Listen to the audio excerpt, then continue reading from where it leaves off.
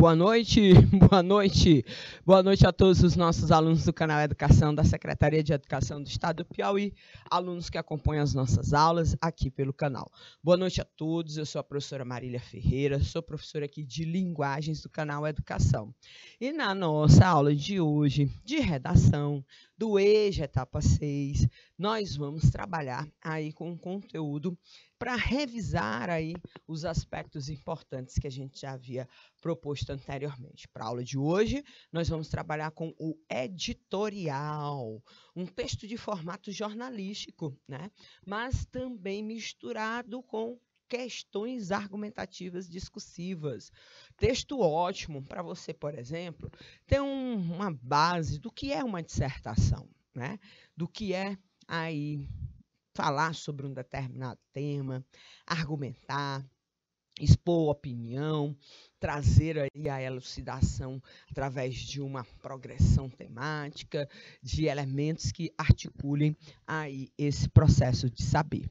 Para a gente falar um pouquinho da nossa aula de hoje, vamos à nossa cartela inicial, e aí na nossa segunda cartela a gente sempre tem aquele roteiro que nós oferecemos a vocês. Na aula de hoje o tema, o assunto, o conteúdo é editorial, conceituar editorial, analisar a estrutura textual condizente com o gênero editorial e ler e interpretar. Lógico, porque a gente sempre sai das aulas aqui, da teoria à prática, resolvendo questões durante a aula e também deixando algum material para que você possa resolver em sala de aula, tá bom? Vamos lá para a gente poder articular aqui esse formato de texto, fazer algumas caracterizações,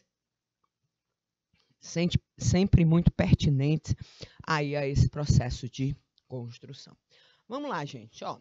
O editorial, professora, editorial, onde é que eu encontro isso?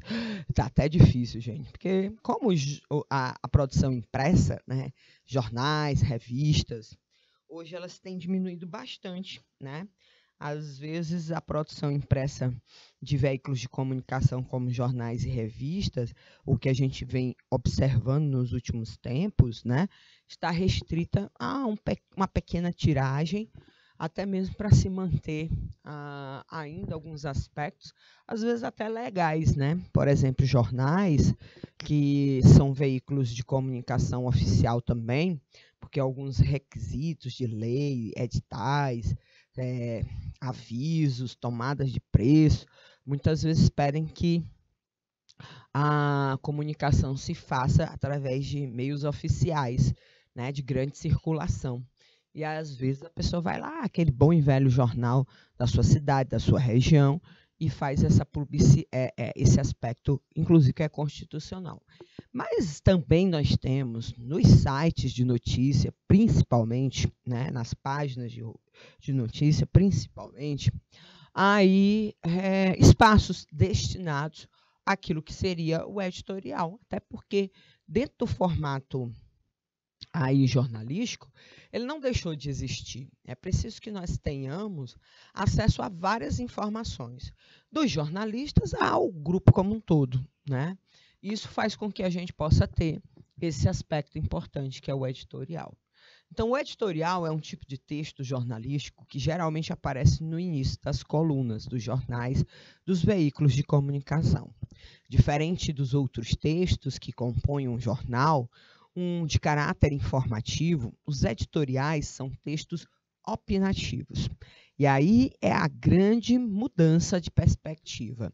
Quando a gente tem aqui um formato de texto informativo, gente, a gente sabe que o principal elemento a ser alcançado aqui é o referente, né? Ou seja, é o assunto em que a gente vai poder identificar.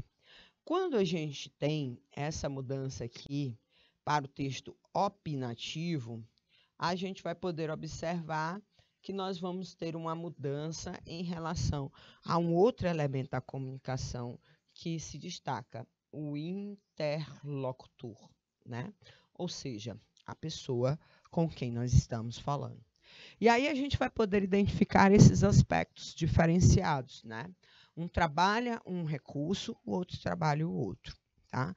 Então, estar dentro do jornal não é sinônimo de ser unicamente informativo.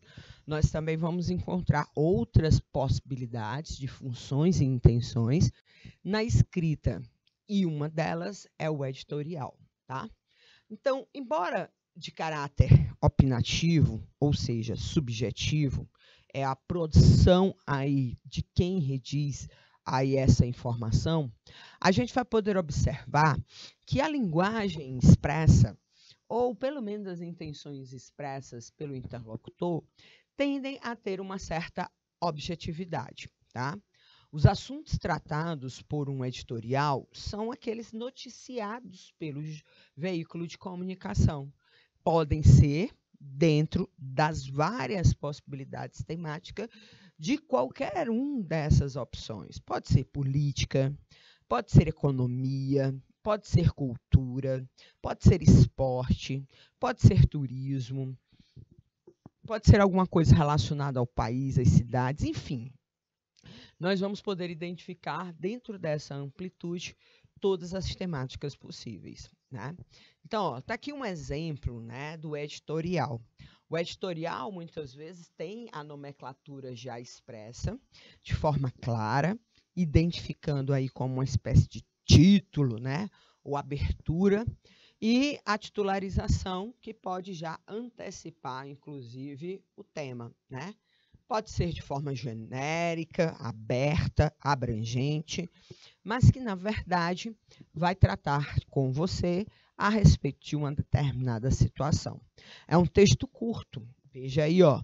É como se fosse um momento em que o jornal, antes, o veículo de comunicação, no caso, né, antes de expor todas aquelas notícias, todas aquelas reportagens, entrevistas e demais textos que podem compor aí a esfera jornalística, ele abre opinando sobre uma determinada temática. Geralmente, essa temática, né, está condizente com os fatos por ele noticiados ou reportados, que vão estar ou naquela edição ou anteriormente, dependendo da frequência em que a gente vai encontrar aí.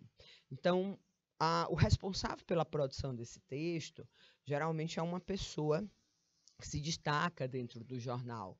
O editor-chefe, por exemplo, é uma figura que tem essa baliza, né, de ser alguém muito necessária, porque ele é o orquestrador, o fiscalizador, aquilo que seria o colaborador de todos os outros jornalistas que fazem a composição daqueles textos. Então, cabe a ele, por exemplo, a palavra de decisão final e aquilo que seria a opinião dentro desse senso coletivo, tá? Então, a gente vai poder observar que, muitas vezes, ele não assina, né? Mas a gente sabe que figuras importantes, como editores-chefes de qualquer veículo de comunicação, eles são os responsáveis por esse processo de exposição, tá? Bom, com relação à linguagem, o editorial, relativo a editor, nota editorial, artigo de fundo geralmente escrito pelo redator-chefe do jornal. Olha aí o que a gente acabou de mencionar para você.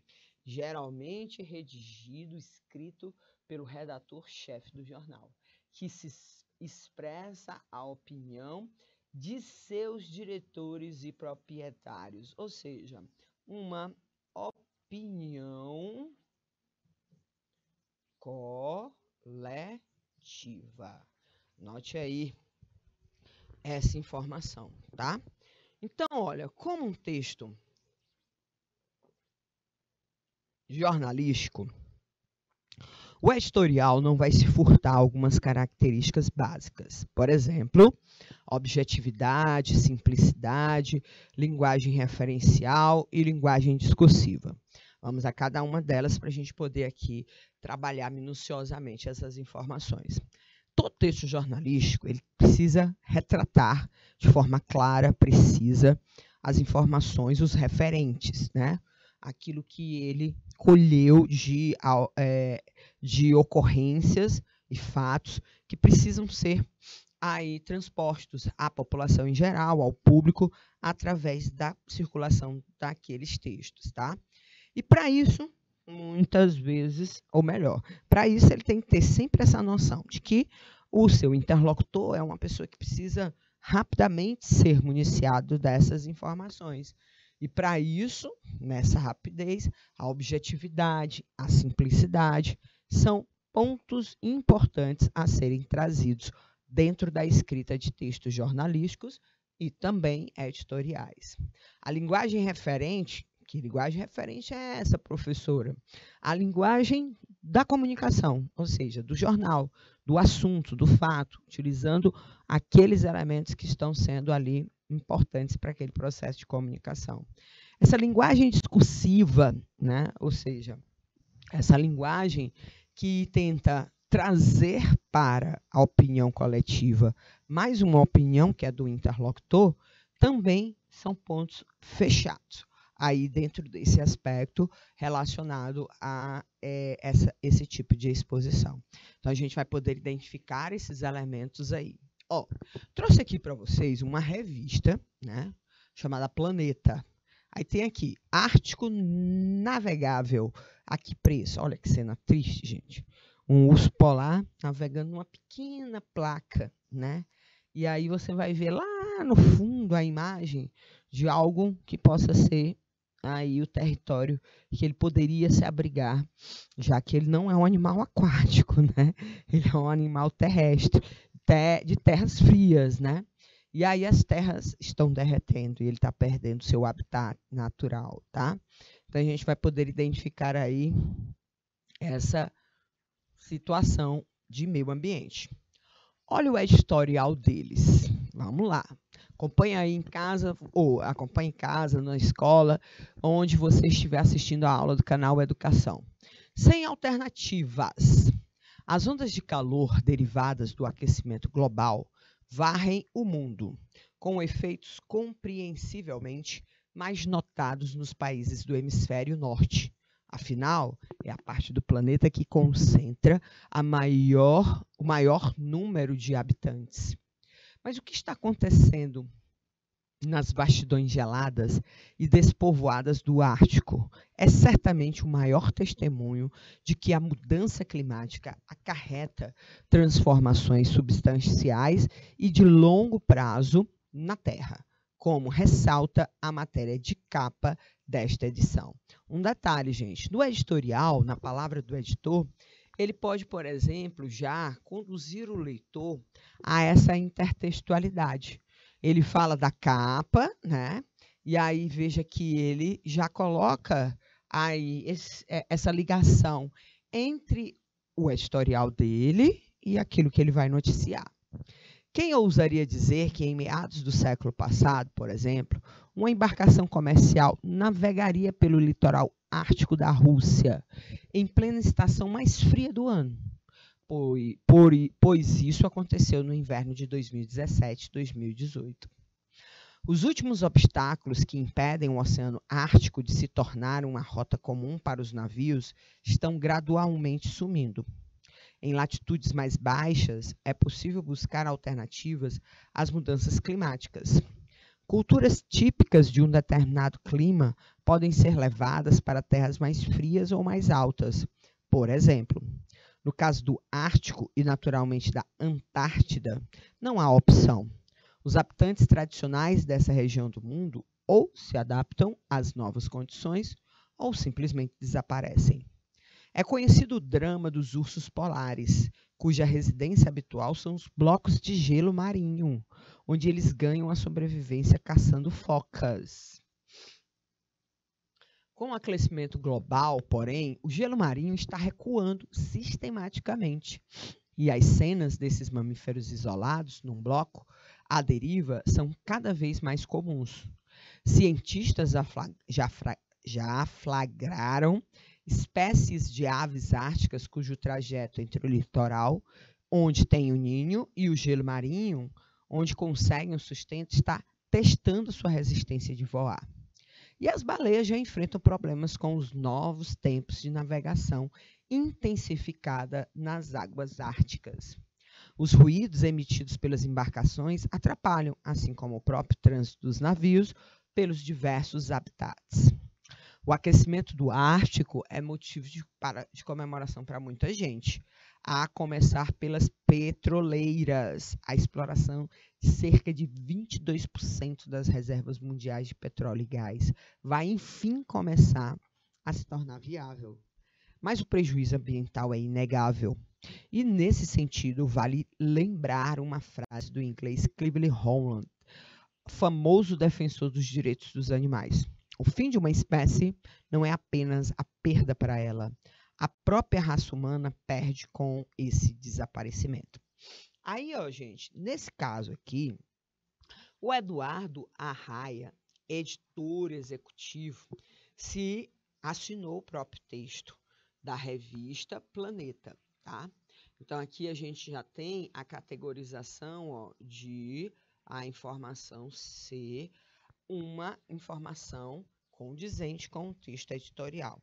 Um texto pequeno, fácil, rápido, simples,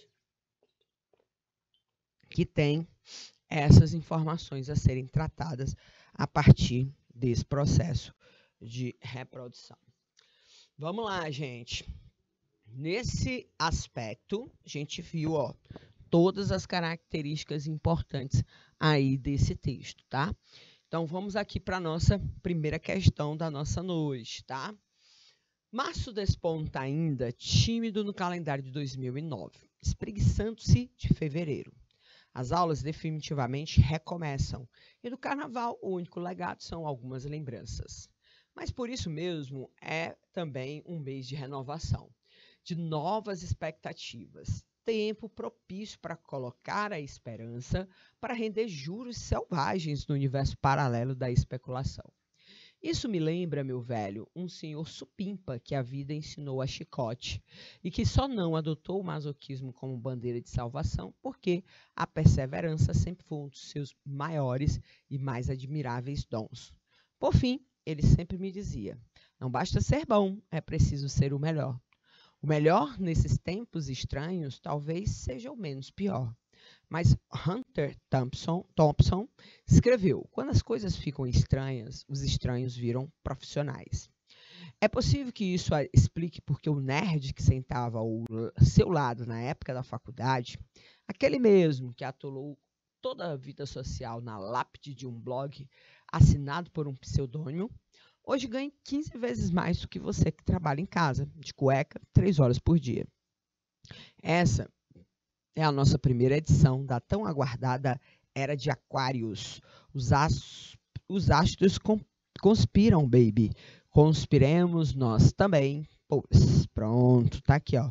Revista Up, a revista Jovem Inteligente, tal. Vamos lá, gente, ó. Trouxe aqui para vocês uma questãozinha para a gente poder trabalhar essas informações.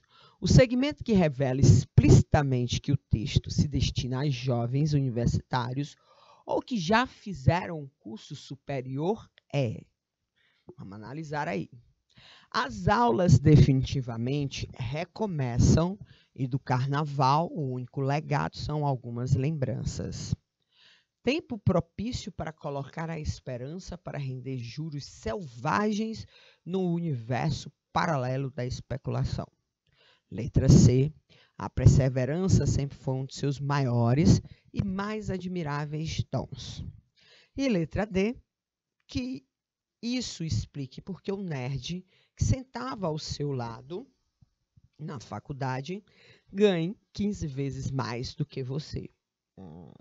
Vou pedir aqui, ó, 2 minutinhos para você analisar junto com o professor presencial da sua aula, ou então aí assistindo às aulas no canal Educação transmitido pelo YouTube, para que você possa reconhecer no trecho qual é a informação condizente com esse tipo de identificação, de que o texto tem como interlocutor jovens universitários ou que já fizeram curso superior. 2 minutinhos, por favor.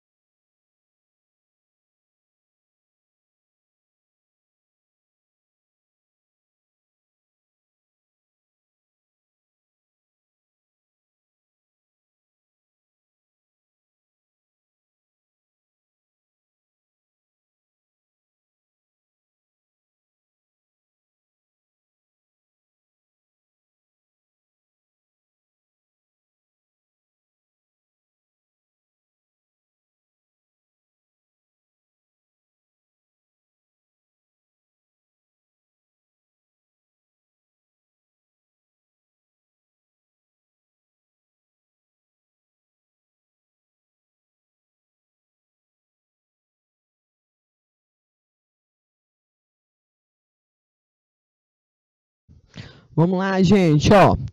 O segmento que revela explicitamente, né, que o texto se destina a jovens universitários ou que já fizeram um curso superior, né? Olha, é a letra D. Olha, veja, na época da faculdade. Universidade, faculdade são sinônimos, tá? Professora, por que não a letra A? Aulas, gente. Pode ser aulas de qualquer segmento, né? Só que a questão pede para que você diga explicitamente universidade. Então, é onde tiver o nome universidade, marque lá aí a faculdade. Bora lá para a próxima. Ah, tá aqui novamente. No trecho, ó, um trecho lá. Mas Hunter Thompson escreveu: quando as coisas ficam estranhas, os estranhos viram profissionais. Os temos nesse exato momento que tipo de discurso? Ah, pronto, gente, ó. Veja como é interessante, porque a partir desse texto, a gente pode, por exemplo, trabalhar com outros recursos da língua, tá? Nós vamos estar aqui, ó, ter um discurso que é uma das modalidades mais utilizadas, né? Principalmente, por exemplo, textos narrativos, quando a gente cede a vez do discurso aos personagens, por exemplo. Aqui a gente vai encontrar o discurso. Opa, perdão, perdão. Aqui é o discurso. É porque na seta colocou aqui a letra A, viu, gente? Foi na hora de marcar aqui. Deixa eu ver aqui se eu consigo marcar texto.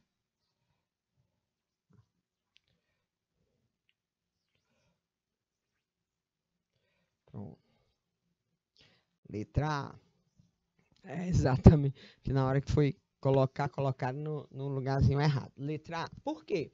Ó, gente, aspas e literalmente a transcrição da fala do interlocutor, tá? Pronto, tá aqui. Quem é o interlocutor? Thompson. Aí você coloca dois pontos. Quando você abre aspas, você transcreve literalmente a fala do cidadão. Então, nesse exemplo aí, a gente tem o chamado discurso direto. Quando a gente transcreve para aí o enunciado esses elementos que estão aí relacionados a essa possibilidade. No trecho, um senhor supimpa que a vida ensinou. Ah, agora você vai interpretar aí. Ensinou a chicote. Vou pedir aqui 2 minutinhos para que você veja que tipo de ação ou de construção linguística é essa. 2 minutinhos.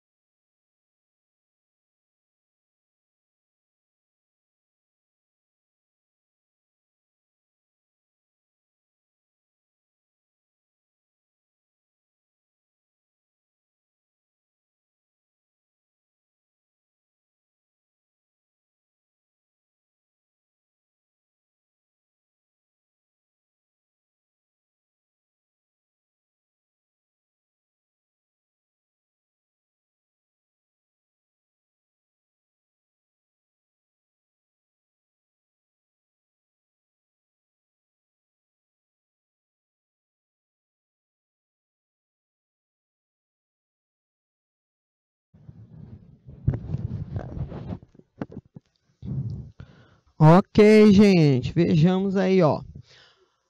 Um senhor supimpa que a vida ensinou a chicote. Bom, a expressão em destaque tem sentido de...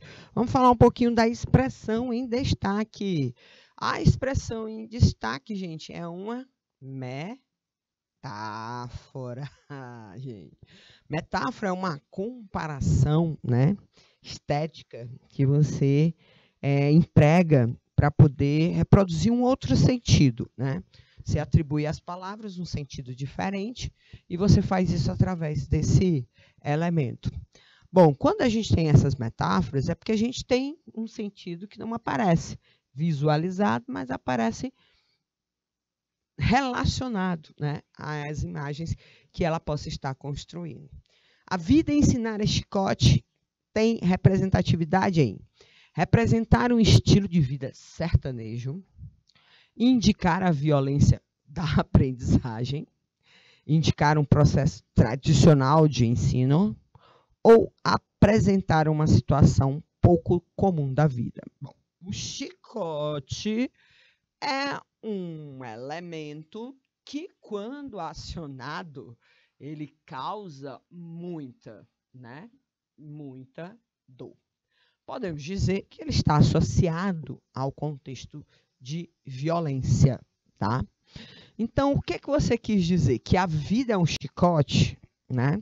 A vida é aquele instrumento, né, que você tem um cabo e tem aí geralmente uma sola atrelada a ele. Não, você quis dizer que a vida tem a mesma atribuição do chicote, ser violenta. Então, nesse caso aqui, ó, a gente vai poder identificar a violência da aprendizagem, né? A vida ensinar a chicote é quando você, muitas vezes, está ali aprendendo de forma violenta, né? Bom, vamos lá.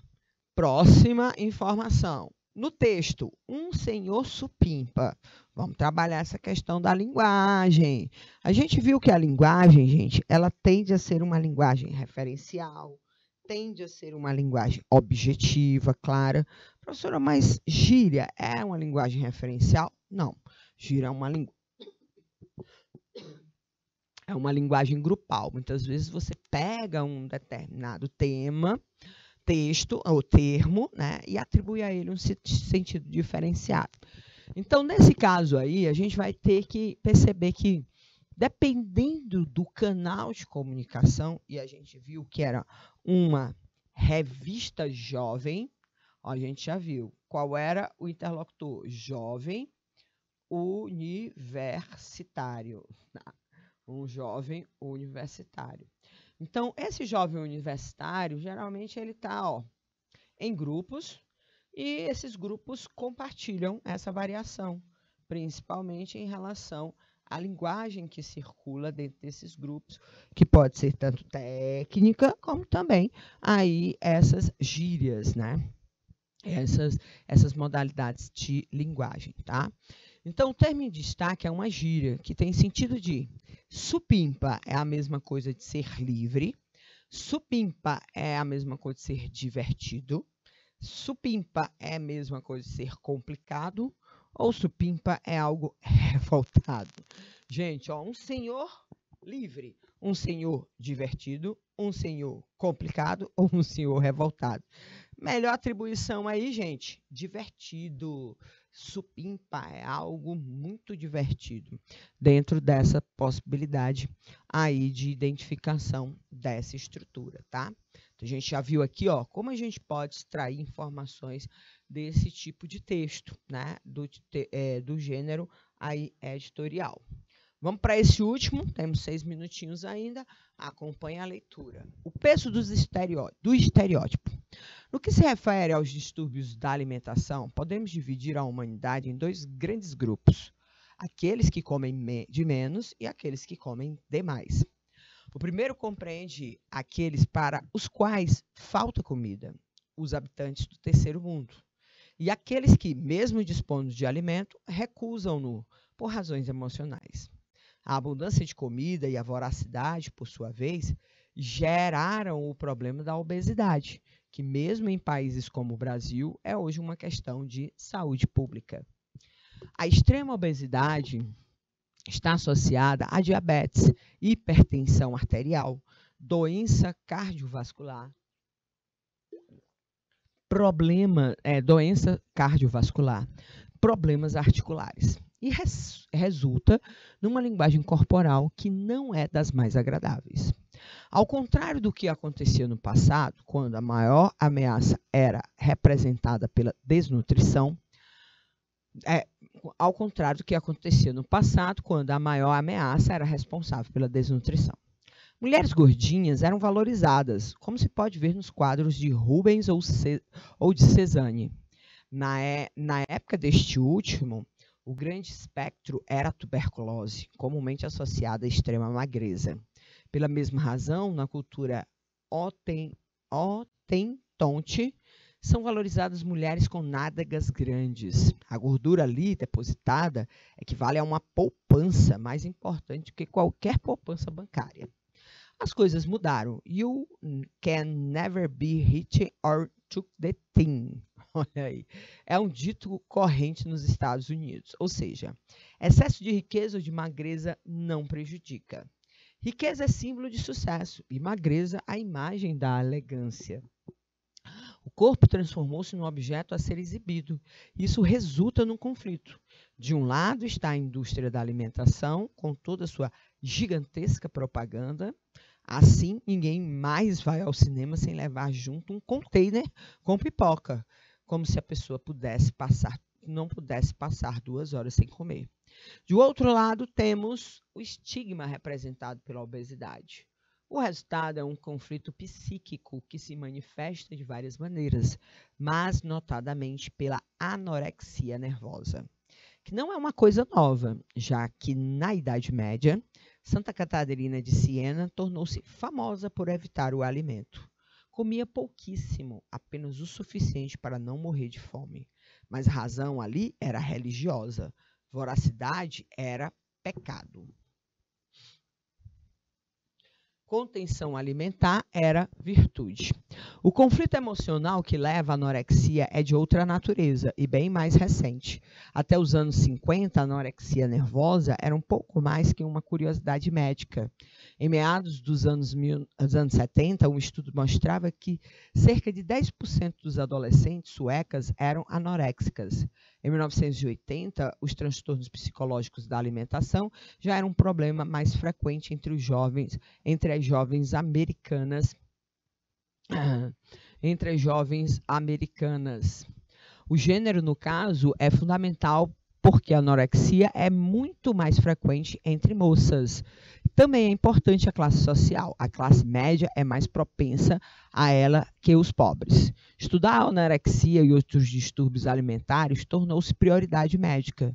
Aqui é preciso destacar o papel pioneiro da psiquiatria americana Hilde Bruch nos anos 70, baseada em vastas experiências sociais de uma silhueta esbelta e a vontade de comer, fomentada pela mídia. E por isso é mais frequente no sexo. E por que isso é mais frequente no sexo feminino? Porque, diz Bruch, os rapazes têm outras formas de expressar seus conflitos, através da revolta juvenil, por exemplo. Entre as garotas, o perfil familiar é importante. A anoréxica vem de uma família em que o pai ou a mãe, ou ambos, são pessoas bem-sucedidas, ambiciosas, preocupadas com a aparência física, e pressionar a filha para ser esbelta e elegante. O resultado pode ser uma sobrecarga emocional insuportável, com consequências devastadoras, e até porque a anorexia pode se acompanhar de distúrbios hormonais graves. E não raro, a jovem necessitará de acompanhamento terapêutico especializado. Em termos de peso, como em relação à carga emocional, o ideal não é nem a falta nem o excesso. O ideal é o equilíbrio, mas para isso a sociedade precisa se conscientizar dos problemas representados pelos estereótipos que cria. Olha aí o editorial da revista Bem Viver, Mente e Cérebro. De acordo com o texto, nos nossos minutinhos finais, né, a gente tem os distúrbios alimentares caracterizam-se, letra A, por extremos em relação ao comportamento alimentar, por leves mudanças alimentares, por dietas leves mudanças alimentares. Letra C, por dietas e reeducação alimentares mal desenvolvidas. Ou letra D, por mudanças com pouca significação para o indivíduo. A alternativa correta, gente, ó, dietas e reeducações alimentares mal resolvidas, tá? A alternativa que corretamente responde a letra C. Eu agradeço a todos aí a nossa aula de redação de hoje. Fui falando sobre o gênero editorial. Espero que a gente tenha trazido informações preciosas para que você agora, diante delas, possa municiar a sua leitura e a sua compreensão desses textos quando você encontrar eles aí lendo nos sites de revista por onde você, revistas, jornais, notícias, por onde você navega, ou então pelos jornais impressos que muitas vezes você aí manuseia, tá bom? Me despeço desejando a vocês uma ótima noite de conhecimentos aqui pelo canal Educação e até a próxima semana, gente. Tchauzinho!